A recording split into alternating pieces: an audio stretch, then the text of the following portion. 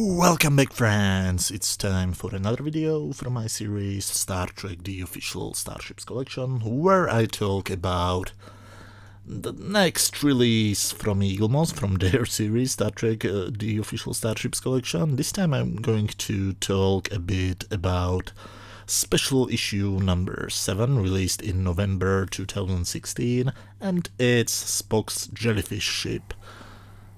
As I said, it's a special issue, which means it's from the remastered, sort of rebooted universe, the so-called Kelvin timeline. This is the box. You can see it's significantly bigger than any of the standard boxes. Here you can see it's a collector's model, not designed or intended for play by children under 14 years of age. Made in China, released by Eaglemoss. Here on this side you can see the logo of the original Star Trek series, and on this side you can see logos of the other Star Trek TV shows: Voyager, Next Generation, Deep Space Nine and Enterprise. And here, as a surprise, you can also see the logo of the original Star Trek TV show. Now here, StarTrek.com 2016, trademark and copyright CBS Studios Incorporated and Paramount Pictures Corporation. As I said, because this is a ship coming from the movie, and the movies are copyrighted by Paramount. Now, this is a very strange looking ship. I'm not a huge fan of the design choices they made. You can see that one part of it fell off. I'll get to it in a few minutes. Now, this is the ship. It looks like some strange sea creature, and it has a very interesting surface structure. So it's not just painted, it really looks like a skin of some sea creature.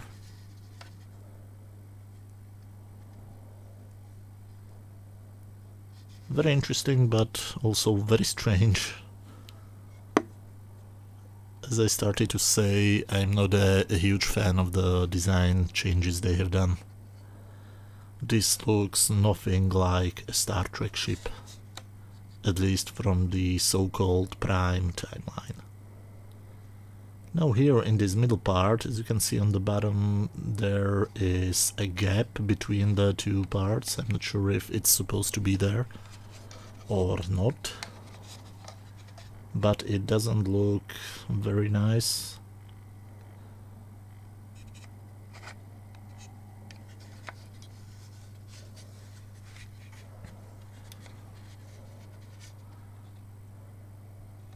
So,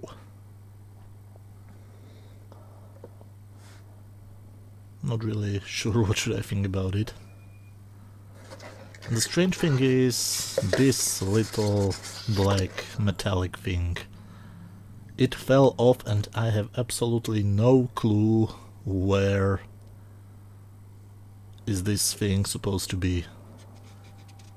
So maybe it should be in here, but it doesn't really fit here. So I really don't know. I have checked also the magazine and I didn't notice anything. So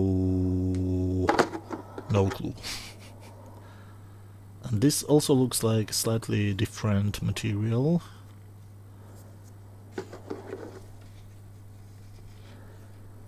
So, if you have a clue where does this thing belong, let me know.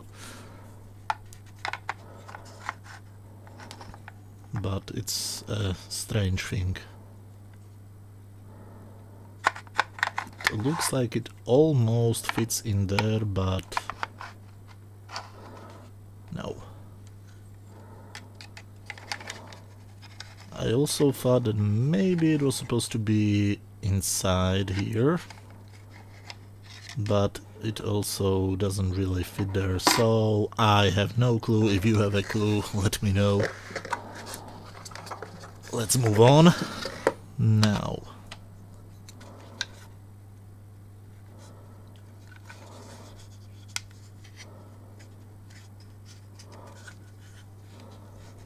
did you notice how wobbly it feels? It just feels like it's going to fall apart. That's not a good thing.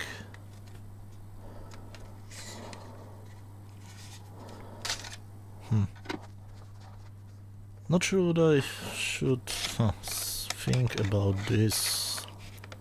The build quality could be better. It's not horrible or anything, but just could be better. The last part is now out of the box. Here you can see that it's Spock's Jellyfish ship from the 2009 movie, trademark and copyright 2016 CBS Studios Incorporated. Funny that the stand doesn't mention Paramount like the box does. Okay, the model is able to stand in the stand, but look how it wobbles. That doesn't really look very good, and I really am afraid that it will fall apart. Doesn't really look very stable, if you know what I mean. Now it's time for the magazine. Every issue, which includes also the special issues, contains a magazine. This is a science vessel from the 24th century, and you can see, if you compare the picture on the cover with the model, that as usually with Eaglemoss models, the color is different, which I hate. Spock's Jellyfish ship specification: it's an experimental Vulcan ship, pilot was Spock. It's from the 24th century. Now,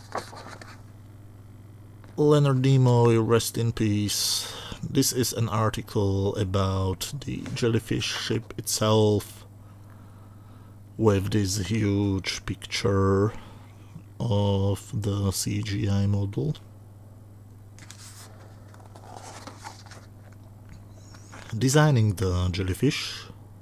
Yes, Spock's ship was unlike anything we have seen before, and that's my problem with it.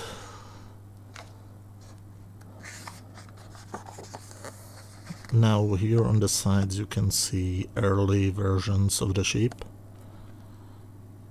Some pencil sketches, but also some 3D renders.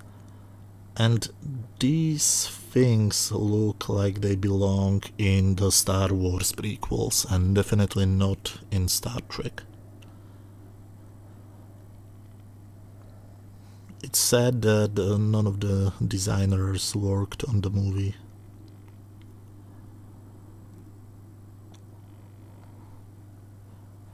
These versions are very close to the actual ship, and this is actually interesting. It could look nice on screen if they decided to illuminate the ship.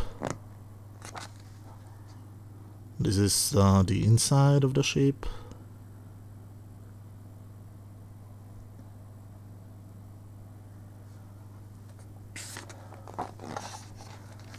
Again, some test CG renders. And here it really looks like some sea creature. That's probably why it's called a jellyfish.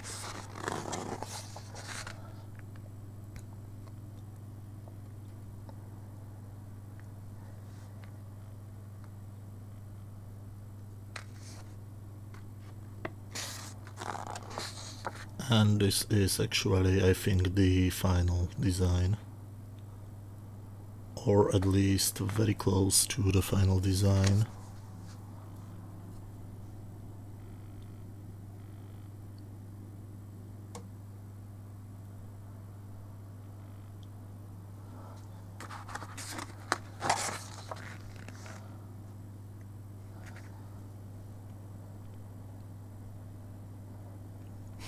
This is how it lands.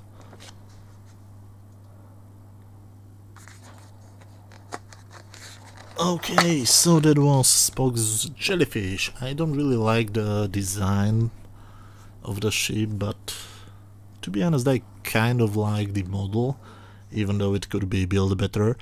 If you like these little videos, I'm doing them usually every Tuesday, so feel free to watch any of the previous videos. You should see some playlists on screen right now, or you can watch any other video on my channel. Thank you very much for watching. If you like this video, hit that thumbs up button and see you next week. Bye.